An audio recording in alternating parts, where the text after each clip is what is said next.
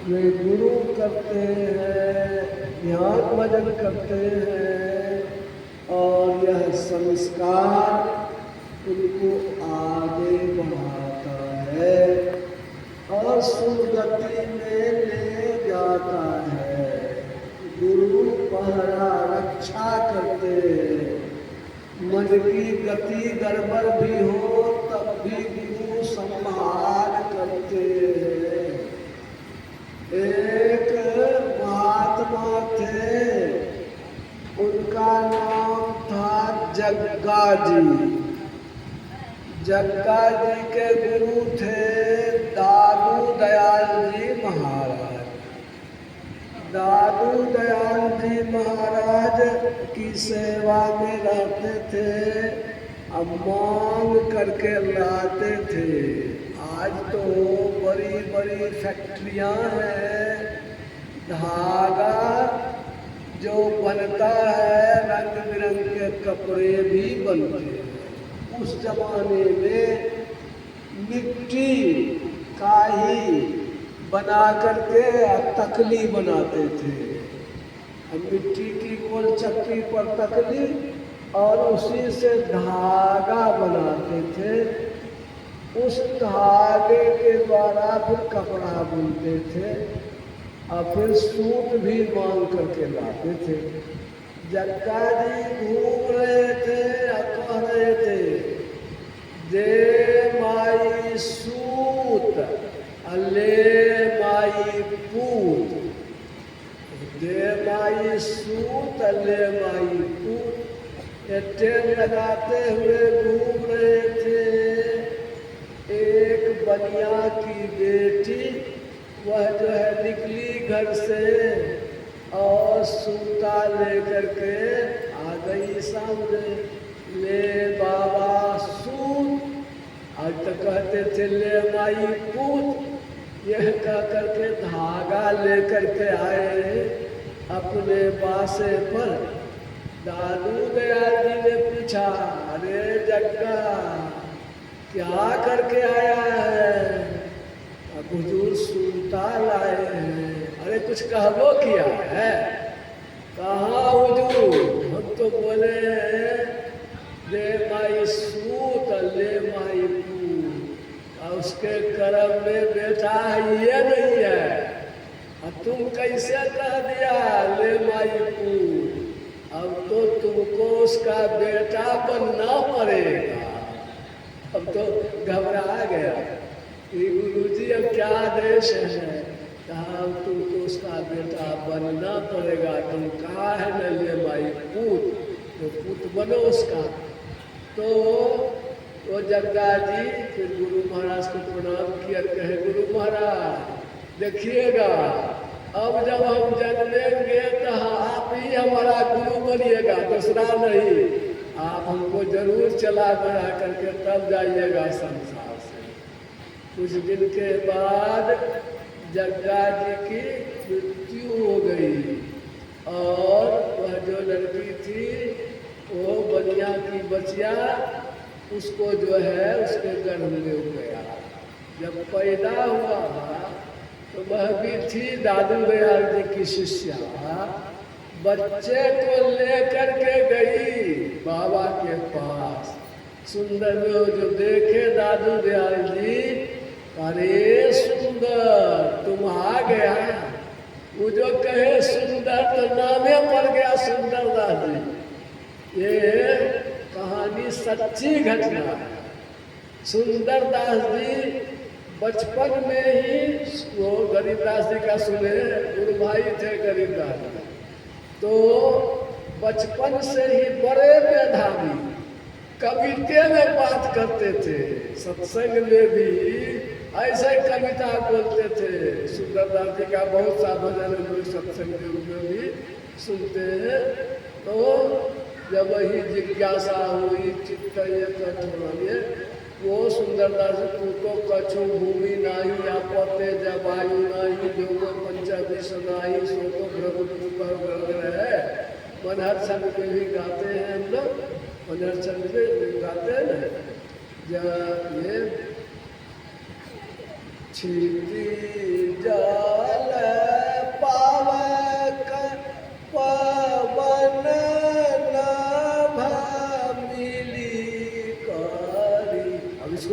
किस तरह से गाए, ऐसे पढ़ते चित जल पावक पवन न मिली करी सब सब ऐसे वो कवि हो गए, बड़े विद्वान।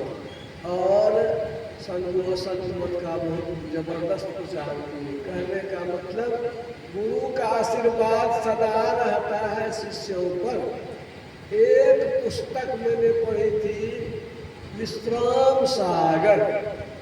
कुछ श्रीधर बाबा को बहुत याद था उसका, जो लिखा हुआ जो उसके थे लेखक, वो विश्राम सागर में।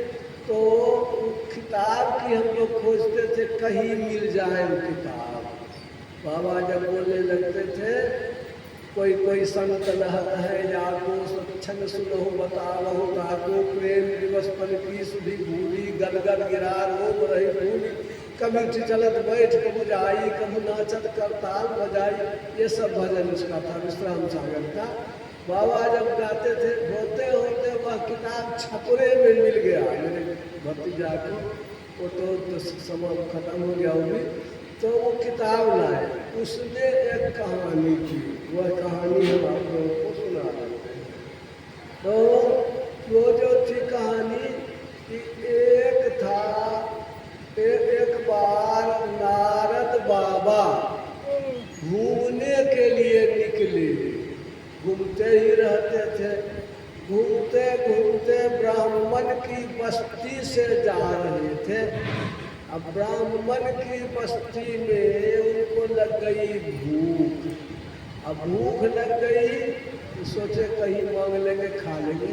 एक घर में गए तो एक महिला से पुकारे तो निकली, कहा कुछ खिला सकती है?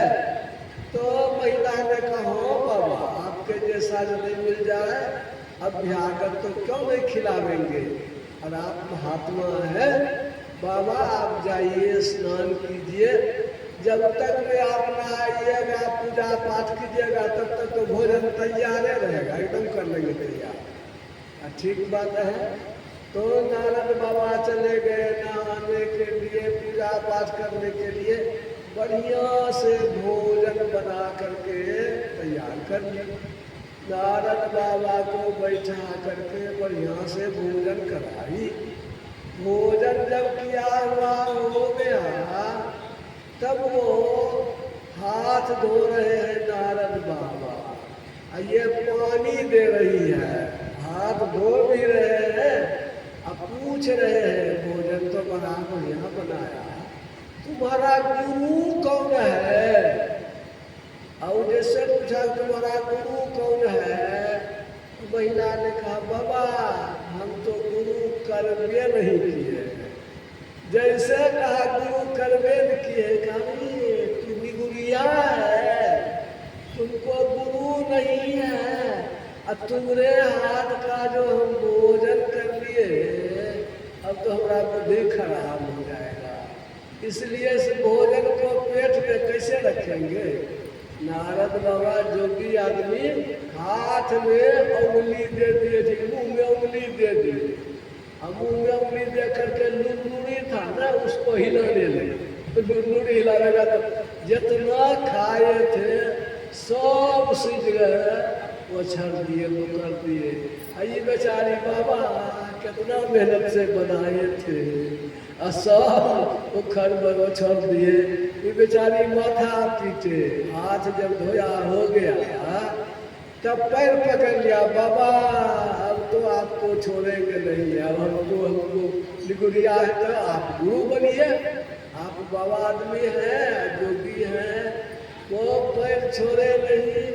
तो अंत में नारद बाबा ने उसको स्वीकार कर लिया, हाँ कह दिया, और फिर उसको दीक्षा दे करके भजन भेद बता दिया कि ठहरे भोजन किए। संजोग ऐसा था कि उसका पति नहीं था घर में, तो नारद बाबा तो चले गए। नारद बाबा के जाने के बाद 2-3 दिन के बाद उसका पति आया। देखती है हे फला वाली, तो कोना में कपड़ा ओढ़ के बैठी हुई है, मर कौन सी हुआ है, भगवती खेल रही है, गोसाई चढ़ा है, कोना में बैठे कपड़ा ओढ़ करके। वो बहुत प्रेम से कहती पतिदेव हम लिए हैं भजन भेद दीक्षा गुरु किए, सुनते ही आग में बुला गया। हमरे पीछे में हम घर में नहीं थे, कौन आया क्या हुआ, अब तुमको जिंदा नहीं रहने देंगे, काटिए देंगे। तलवार निकाल लिया, हमला हो गया। अड़ोसी पड़ोसी सब दौड़ करके आया। दोनों पति पत्नी कितना प्रेम से रहता था, क्या जो हो गया जो तुम लोग आज एकदम देखते हैं नागुना कर रहे हो। वो कहने किससे कुछ सीख लिया है, अब इसको रहने नहीं देंगे, गुरु कर दिया खत्म कर देंगे इसको। लोगों ने कहा रे तुम तो अभी ये किया है, 2 दिन 4 दिन देखो न क्या इसमें परिवर्तन हुआ है, क्या अच्छा हुआ क्या खराब हुआ, तब में कुछ करोगे। तो सबकी बात वो मान गया और तब हुआ कि अच्छा ठीक है। लेकिन देखता क्या है, पहले जिस तरह से थी वैसे अब नहीं है। पतिदेव को भोजन कराती है खिलाती है तब खाती है। रात में सोने के लिए गए पतिदेव तो सुसुम सुसुम करवाते ले लिया और जा करके पैर जो है मलने लगी, जांचने लगी। दिखाई तो बाबा जी तो बढ़िया कर दिया, देखते सेवा का भाव बढ़ गया। वो आया बाहर से पैर धो करके पीने लगे। हाँ ये गंदा पैर का पैर। आज पतिदेव थोड़ा सा एक थोड़ा सा मुंह में डालते हैं। हाँ ये सब कोई तो बढ़िया कर दिया बाबा जी, जो नहीं था सो सब देखते इसको हो गया। इतनी सेवा इसमें आ गई, अब होते होते पैर भी जात रही। कहा भी पतिदेव जिंदगी थोड़े दिन का है, एक दिन तो जाना पड़ता है, जमराज के घर में हिसाब मांगता है, और नहीं तो बहुत परेशान करता है। इसलिए मनुष्य का शरीर मिला है, इसका उपयोग करना चाहिए, इसको समझना चाहिए। भगवान की भक्ति के लिए मनुष्य का जीवन मिला है, इसका उपयोग कीजिएगा तब न। इसलिए वह जो है वो उसको समझाते समझाते एक दिन जो है वो तैयार हो गया। कहने लगा कि हो हुआ तो खूब है। तो इस तरह से वो जो खूब हो गया तो समझने लगा कि भजन भेद लेने के लिए तैयार हो गया। तब जो है वो देखने लगी कि नारद बाबा मिल जाए तो फिर इनको कहेंगे भजन भेद देने के लिए। एक समय आया, नारद बाबा उसी होकर के जा रहे थे, दौड़ के गई, बाबा बाबा हो बोलो बाबा हमारे पतिदेव भी दीक्षा लेना चाहते हैं, चलिए न। ले गई। कहीं देखिए पहले तो बाबा बिगड़िए गए थे, अब ये सुधर गए हैं, इनको भी भजन भेद बतला दीजिए। तो बात हो गई तय कि भोर होगा, स्नान करेगा, खाली पेट रहेगा, फूल वाला प्रसाद रहेगा, तब भजन भेदो। भोर हुआ, अब जो है मिलजुल करके पंडित जी ब्राह्मण देवता चला नहाने के लिए। दूसरा से ब्राह्मण पूछता है, अरे यहाँ तुम देखते हैं बड़ा उमंग में जा रहा है, कहाँ आज लेंगे हम भजन भेद, गुरु बना लेंगे। ब्राह्मण सब तो वो था भरम में डालने वाला भरमहासन, कहने लगा अरे तुम ब्राह्मण है कि कौन जाता है, अभी तो दशहरा का ढोल बजबे दिया है, खरमास है, सब देवता चला गया है सोने के लिए, और तुम कैसे भजन भेद लेने के लिए जा रहा? देवता सब आवेगा तब न। कब आवेगा देवता? जब दशहरा का ढोल बोलेगा तब लेना भजन भेद। वो ऐसा न भरम उसको भर गया, रास्ते से घूम गया। तब बाबा अभी नहीं लेंगे, खरमास है, जब ढोल बजेगा दशहरा का तब लेंगे भजन भेद। नारद बाबा को क्या था, अच्छा ठीक है चल दिए।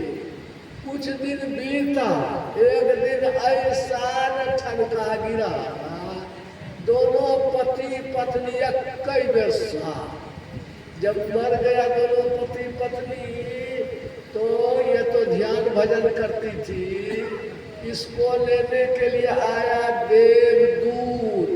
सिंहासन पर बैठा करके प्रेम से देवदूत उसको ले गया जमराज के यहाँ।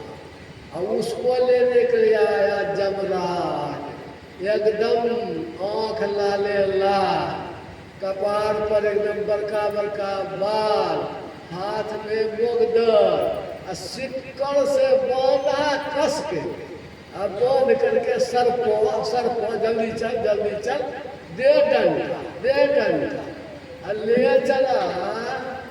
जंगल कतारी का जो कांप होता है वैसे रास्ते से देह तो छलछला रहा है और ऊपर से डंडा पड़ रहा है। आगू आगू कहरिया भैया डोलिया लेने जाए, आ पीछू से जे जन्म रैया की मुगड़ा देने जाए। पछतैया रे बेईमान, गुरु का विषय पछताते हैं लोग। तो वो खिंचते खिंचते ले गया जमराज के सामने। पत्नी उसकी कुर्सी पर बैठी हुई है सिंहासन पर, और इसको लोहा के खुट्टा से बांध दिया। अब जमराज जो है उसके सामने में अब दोनों है, ये हाथ जोड़ कर कहती है, जमराज जी जरा दया कीजिए, हमारे पति देव है। हाथ जोड़ करके विनती करती है, हमारे पति देव है। जमराज कहते जरा देखो इसका क्या रिकॉर्ड है। तो रिकॉर्ड निकाल करके चित्रगुप्त जी दिखाते हैं, अरे तो बड़का पाप किया है। जब इसकी पत्नी भजन भेज दी थी, तलवारे से काट रहा था, इसकी बुद्धि बहुत मोटी है। तो जमराज ने उसको राजकुमारी बना दिया, जो ध्यान भजन करती थी राजा के दरबार में। और उसी राजा के दरबार में इसको हाथी बना दिया, बहुत तगड़ा, बहुत भयंकर हाथी, बहुत विशाल। राजा को बहुत पसंद था हाथी। आई राजकुमारी खेलती रहती थी, हाथियों समझ जानता था कि तो जन्म में हमारी पत्नी है, ये लड़कियों जानते उस जन्म में हमारा ये पति था। जाए नहाने के लिए हाथी ने ले जाए, हाथी को नहवाने के लिए फूल, कोका का फूल, कमल का फूल नदी से लेते आवे, राजकुमारी को दे। राजकुमारी भी खेले कूदे, हाथी के पास में रहे। लेकिन धीरे धीरे धीरे धीरे समय बीतता गया, राजकुमारी सियानी हो गई। अब सियानी होगी तो ब्याह होगा, स्वयंवर होगा। स्वयंवर के लिए जगह जगह खबर हो गया कि राजकुमारी का स्वयंवर होगा। देश विदेश के बहुत से जो राजकुमार लोग थे सब आए, बहुत सुंदरी लड़की है, शादी करेंगे, सब लोग बैठा हुआ है। हाथी तो बेहोश, सब खाना पीना छोड़ दिया, अब चली जाएगी। वो राजा कितना इलाज किया, उसको तो कोई बीमारी रहे तब न दवाई कामेल करे। राजकुमारी ने कहा, पिताजी यदि आप ऑर्डर कीजिए तो हम इस हाथी को ठीक कर देंगे। कहा, पगली जब तुम जड़ी बूटी जानती है तो इसको पिला दो ना, कितना बढ़िया हाथी है, कितना कीमती दंतैल है, इसको ठीक कर दो। राजकुमारी जाके कान में कहती है, पतिदेव काहे चिंता करते हैं, उठिए खाइए पीजिए, हम नहीं कहीं जा रहे हैं, उठिए। बस हाथी से पूरा के उठ गया, खाने पीने लगा।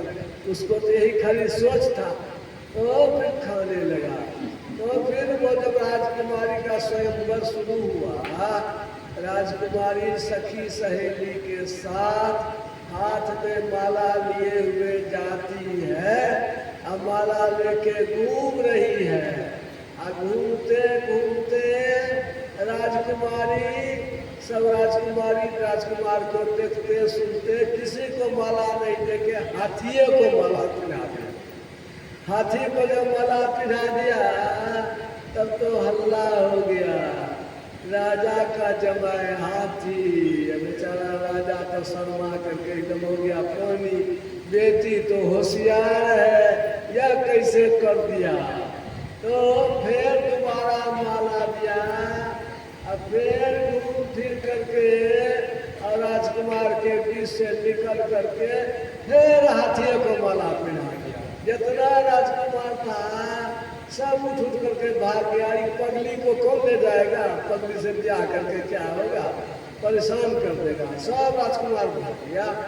हाथी को जो देखा, राजा कहा बेटी तो हमारी सयानी होशियार है, यह तो हमको बेइज्जत कर दिया, इससे तो बढ़िया है कि मरिए जाए, जीने से क्या फायदा। दरबारे में चिता लकड़ी इकट्ठा कर दिया, का इसके सामने ही अब हम जलिए जाएंगे। वो आगिन के लिए चिता को जो तैयार किया, अब जलेंगे। आई चुपचाप खड़िया, हो गुरु महाराज अब क्या होगा, रक्षा कीजिए। बहुत दिल लगा करके जब पुकारने लगी तो पुकार सुन लिया। नारद बाबा थे, वे आ गए, वहाँ हाजिर हो गए। नारद बाबा ने देखा जैसे राजा ने, तो दौड़ के गया, प्रणाम किया नारद बाबा को। तब नारद बाबा हाथी से पूछते हैं, अभियो भजन भेद लेगा कि नहीं लेगा। अब हाथी क्या बोलेगा। हाथ में जल लेकर के नारद बाबा जोगी थे, हाथी पर जल छिड़क दिया तो हाथी जो है मर करके मर गया और उसकी जगह पर एक राजकुमार हो गया। तो नारद बाबा ने राजा से कहा, उस जन्म का दोनों पति पत्नी है, इसलिए यह दोनों जो है पहले से ही ये संबंध है लोगों का, इसलिए दोनों की शादी कर दीजिए। राजा को एक बेटी थी और उसकी शादी से कर दिया, तो पत्नी के चलते वह भी राजा हो गया।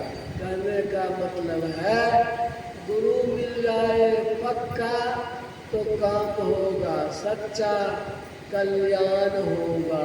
अगर गड़बड़ मिल गए तब तो फिर परेशान हो जाना होगा।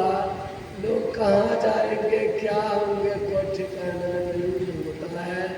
गुरु के लिए कहा गया है कि मुक्ति मार्ग जानते, साधन करते नित्य, साधन करते नित्य, सत्यचित जग में रहते, दिन दिन अधिक विराग प्रेम सत्संग सो करते, दृढ़ ज्ञान समझाए बोध दे कूद को हरते, संशय दूर बहाय संत मत स्थिर करते, में ही ये गुण धर जोई गुरु सोई सचित, मुक्ति मार्ग जानते साधन करते नित्य।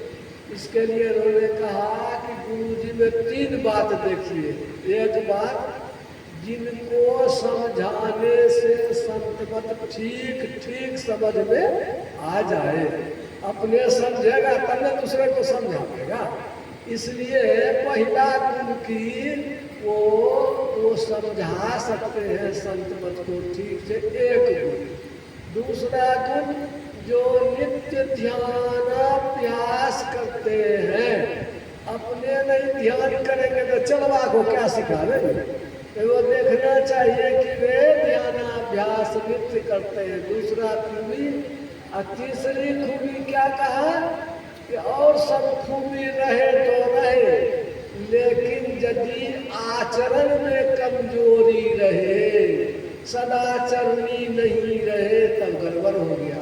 यानी गुरु का सदाचारी होना सबसे अधिक जरूरी है।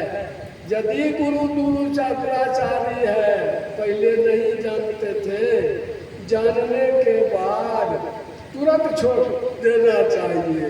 झूठे गुरु के पक्ष को तजत न कीजिए बार, द्वार न पावे शब्द का भज के बारंबार। यानी मुर्शिदे कामिल से मिल, सिदक और सबूरी से तकी, जो तुझे देगा फहम शहरत को पाने के लिए।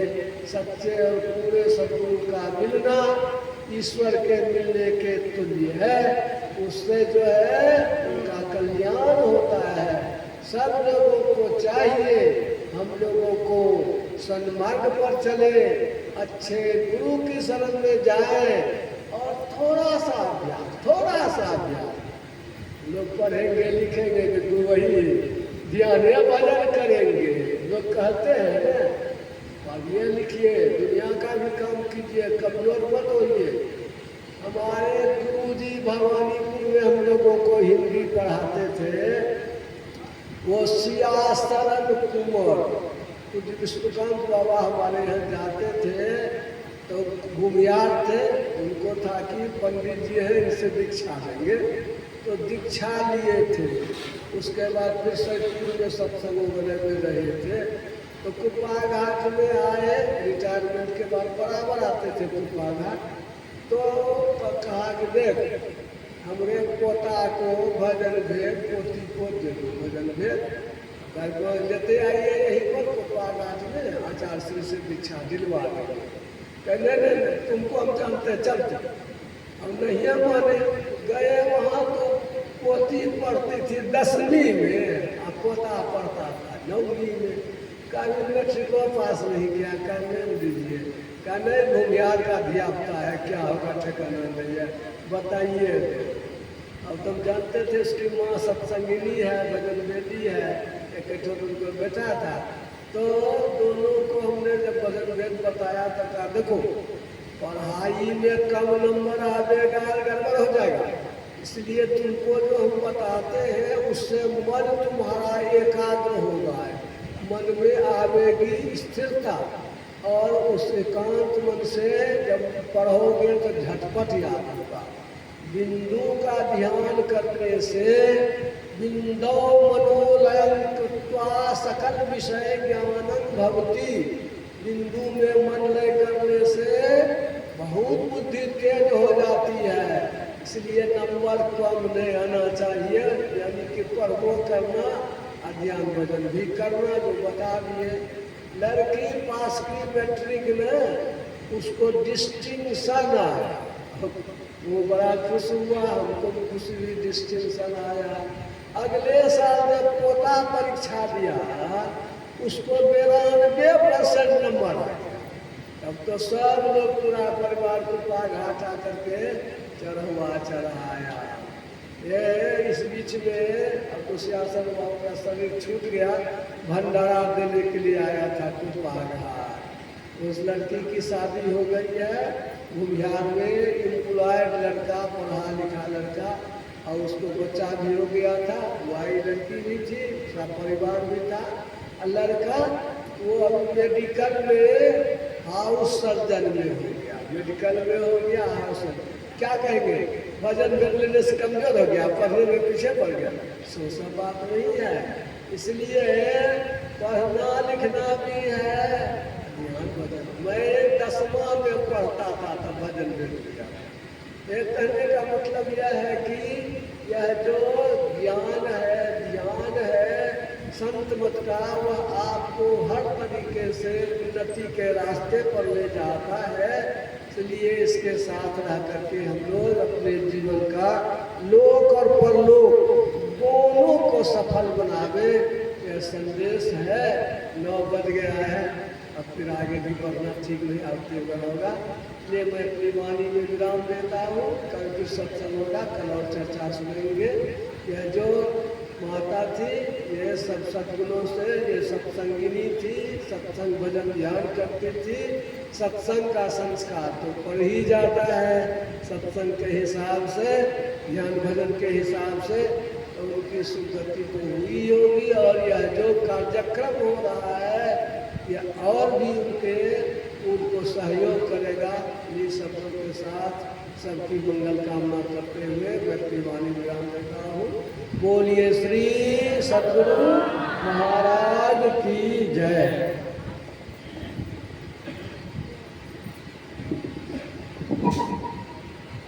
आरती संग